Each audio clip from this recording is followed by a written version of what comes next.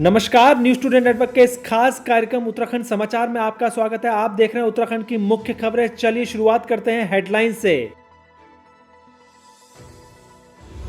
मुख्यमंत्री त्रिवेंद्र सिंह रावत ने नैनीताल के मैंगो लेक के लिए शुरू किया रियल मॉनिटरिंग सिस्टम। 40,000 लोगों के लिए बनाया ये रोजगार प्लान। उत्तराखंड के किसानों की अब हींग की खेती से बढ़ाई जाएगी आय। उत्तरकाशी, चमोली और पिथौरागढ़ जिलों में तलाशी जाएंगी हींग की खेती की संभावना। कुमाऊं के सबसे बड़े राजकीय मेडिकल कॉलेज में 50 से अधिक पीजी डॉक्टर ने सरकार के खिलाफ शुरू की हड़ताल। वेतन पूरा नहीं मिलने तक दी कार्य नहीं करने की धमकी। केंद्रीय मंत्री रमेश पोखरियाल को सुप्रीम कोर्ट से मिली बड़ी राहत। उत्तराखंड हाई कोर्ट की अवमानना की कार्रवाई पर लगाई रोक। अब कॉल और मैसेज के साथ ही उपभोक्ता व्हाट्सएप से भी बुक करा सकेंगे Indian gas cylinder. Indian oil ने जारी किए नए फोन नंबर। अब खबरें विस्तार से। मुख्यमंत्री त्रिवेंद्र सिंह रावत ने नैनीताल पहुंचकर कई जरूरी कार्यों की शुरुआत की है। इस दौरान उन्होंने नैनीताल में यूएनडीपी से 1 करोड़ की लागत से स्थापित नैनी झील के रियल मॉनिटरिंग सिस्टम का लोकार्पण किया है।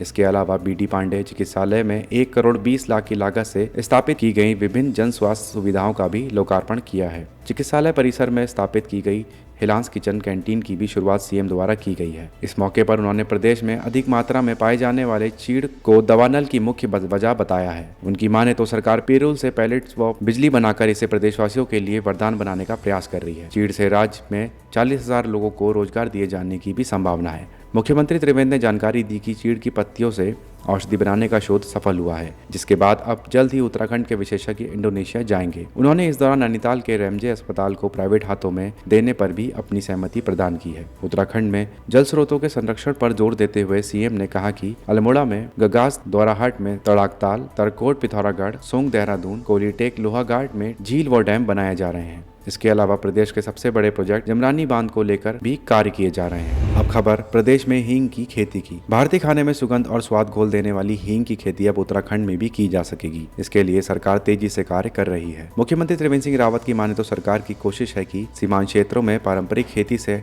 हटकर ऐसी फसलों को प्रोत्साहित किया जाए जो वहाँ के लोगों की आमदनी को बढ़ाने में भी मदद करे। ऐसे में हींग को प्रमुख फसल के रूप में देखा जा रहा है। इस संभावना पर विचार भी चल रहा है। उनकी माने तो डीआरडीओ की लैब्स को सीमांत इलाकों की खेती से जोड़ने पर चर्चा हो चुकी है। बता दें कि हिमाचल के शुष्क हिमालयी क्षेत्र लाहौल घाटी में हींग की खेती का प्रयोग शुरू हो गया है। पड़ोसी राज्य के इस प्रयोग के साथ ही अब उत्तराखंड राज्य में भी हींग की खेती की संभावना तलाशी जा रही है। अब तक देश में हींग अफगानिस्तान, ईरान और उज्बेकिस्तान से खरीदी जाती है। वहीं इस प्रयोग के बाद उत्तराखंड और हिमाचल की हींग भी आपके खाने के स्वाद को बढ़ाएगी। पलायन आयोग के उपाध्यक्ष डॉक्टर एस नेगी के मुताबिक सीमांत जिले पिथौरागढ़ से संबंध में आयोग ने जो रिपोर्ट तैयार की है उसमें जिले के उच्च हिमालयी क्षेत्र की दारमा वैली में हींग खेती की संभावना का उल्लेख है। वहीं जानकारों का भी मानना है कि उत्तराखंड राज्य के सीमांत जिले जैसे उत्तरकाशी, चमोली और पिथौरागढ़ की उच्च हिमालयी शुष्क घाटियों में हींग की खेती पर कार्य किया जा सकता है। हालांकि राज्य के कृषि विभाग और पंतनगर कृषि विश्वविद्यालय के स्तर पर अभी तक ऐसा कोई प्रयोग नहीं हुआ है।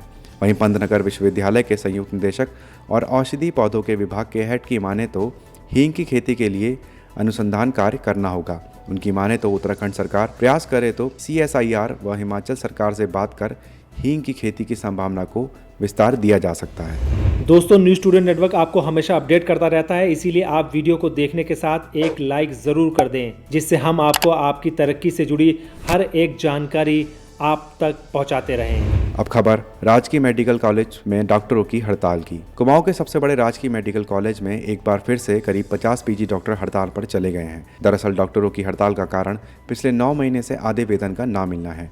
डॉक्टर की माने तो उन्हें सरकार द्वारा पिछले 9 महीने से आधा वेतन दिया जा रहा है, जबकि पूर्व में पूरा वेतन दिया जाता था। पीजी डॉक्टरों ने बताया कि वह इस मामले को लेकर कोर्ट भी जा चुके हैं। उनकी माने तो सूबे के मुखिया त्रिवेंद्र सिंह रावत भी बीती 6 जनवरी को पीजी डॉक्टरों को पूरा वेतन दिए जाने की घोषणा कर चुके हैं। ऐसे में 9 महीने बीत जाने के बाद भी उनके वेतन में कटौती की जा रही है।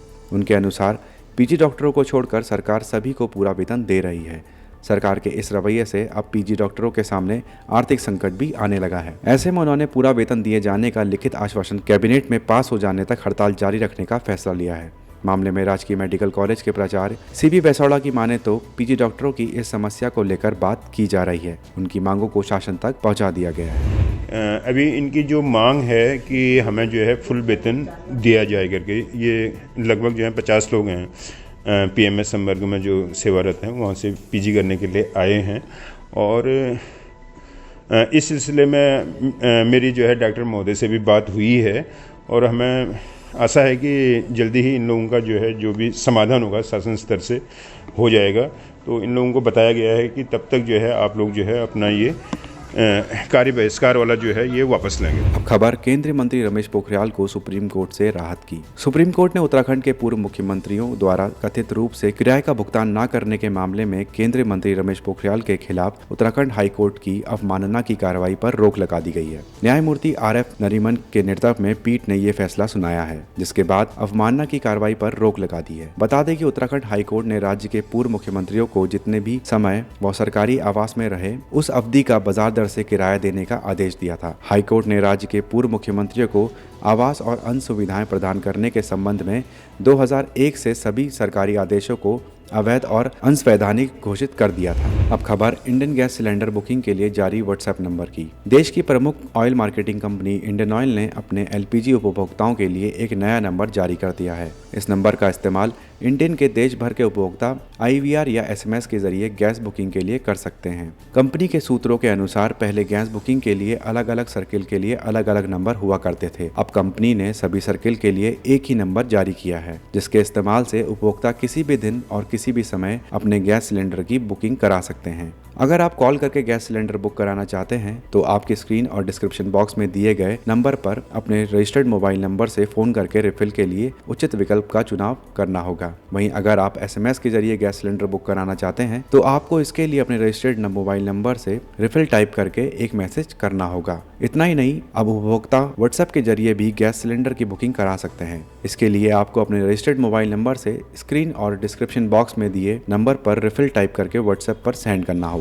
दोस्तों, हमारा यह वीडियो आपको कैसा लगा आप हमें कमेंट बॉक्स में ज़रूर बताइएगा। अगर आप इसको YouTube पर देख रहे हैं तो हमारे चैनल को सब्सक्राइब करिए। अगर आप Facebook पर देख रहे हैं तो हमारे चैनल को लाइक करिए और हमारे पेज को फॉलो करें। नमस्कार।